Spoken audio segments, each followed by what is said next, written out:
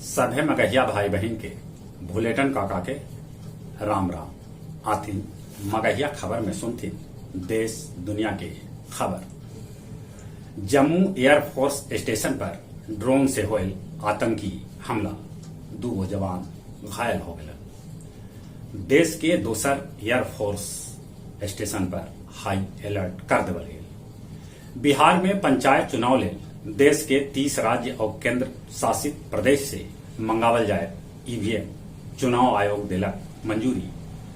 राष्ट्रपति महामहिम रामनाथ कोविंद अपन पैतृक गांव परौख पहुंचला के बाद गांव के माटी के कैलन नमन।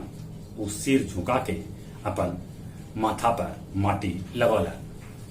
चीन के तनाव के बीच रक्षा मंत्री राजनाथ सिंह लद्दाख पहुंच के सेना के तैयारी के लेलन जायजा।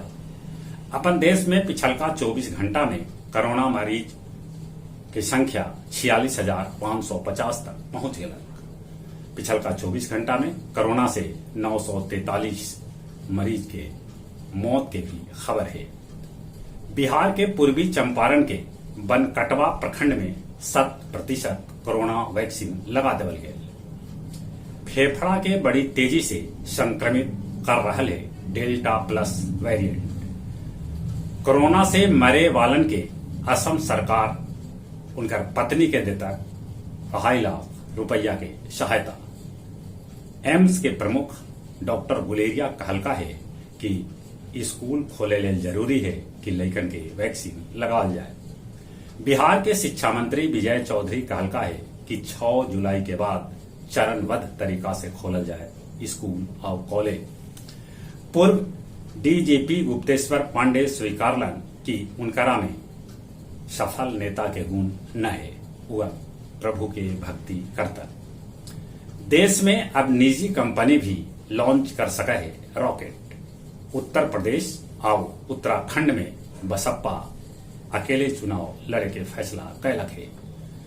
मध्य प्रदेश के उज्जैन स्थित महाकालेश्वर मंदिर 80 दिन बाद फिर से आज से खोल देवल गए।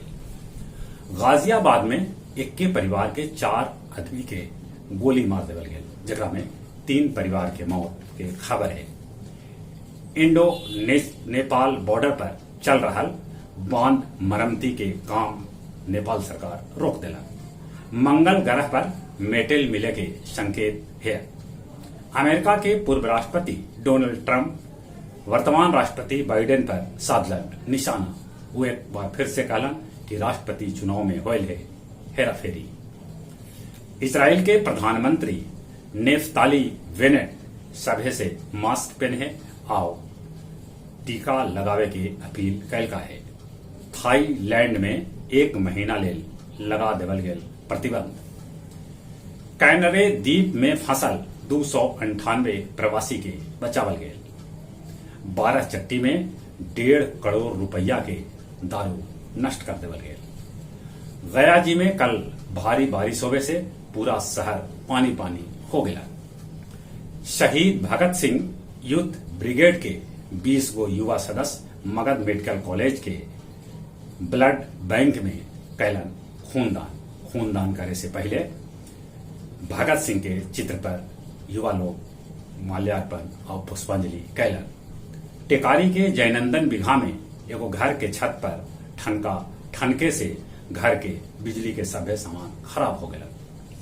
बजमे राही के 305वां तरही मुशायरा बित्थो शरीफ में आयोजित कैल गेल, जेकर अध्यक्षता गुफरान अशरफी और संचालन खालिद हुसैन परदेसी कैलका। ई अवसर पर डॉक्टर आफताब आलम अथर के किताब गुल हाय रंगा रंग के विमोचन कैल गए। अब कुछ खेल के समाचार। तीरंदाजी विश्व कप में दीपिका कुमारी 3 गो स्वर्ण पदक अपन झोली में डालन। श्रीलंका दौरा के मुख्य कोच राहुल द्रविड़ कहलका है कि श्रीलंका में सभे युवा के मौका देवल ठीक बात न है। पहिलका वनडे में इंग्लैंड के महिला टीम भारतीय महिला टीम के 8 विकेट से हरा दिलन। भारत के तरफ से कप्तान मिताली राज 72 रन बनौलन है। भारत के तरफ से क्रिकेट के सभ्य महिला प्रारूप में खेले वाली शेफाली वर्मा सबसे युवा क्रिकेटर बन गया। यूरो कप में इटली सबला लम्हर समय तक गोल न खाके रिकॉर्ड बनावी अंतिम 8 में जगह बना लेला। उन्हें डेनमार्क वेल्स के 4-0 से हरा के क्वार्टर फाइनल में जगह बनौला। जहां तक मौसम के सवाल है, मौसम विभाग सूचना दिलका है कि बिहार में अगला 5 दिन तक भारी बारिश हो सका है, ठनका भी ठनक सका है। अपने सभे से नहीं हो रहा, कोरोना से बचे ले मुंह और नाक पर मास्क लगाते, सोशल डिस्टेंसिंग के पालन करते, दिन में 5 बेर निमन से हाथ धोते, 18 बच्चर से ऊपरे वाला कोरोना की वैक्सीन जरूर लगाते। एक बार फिर से अपने सभे के भुलेटन काका के राम राम।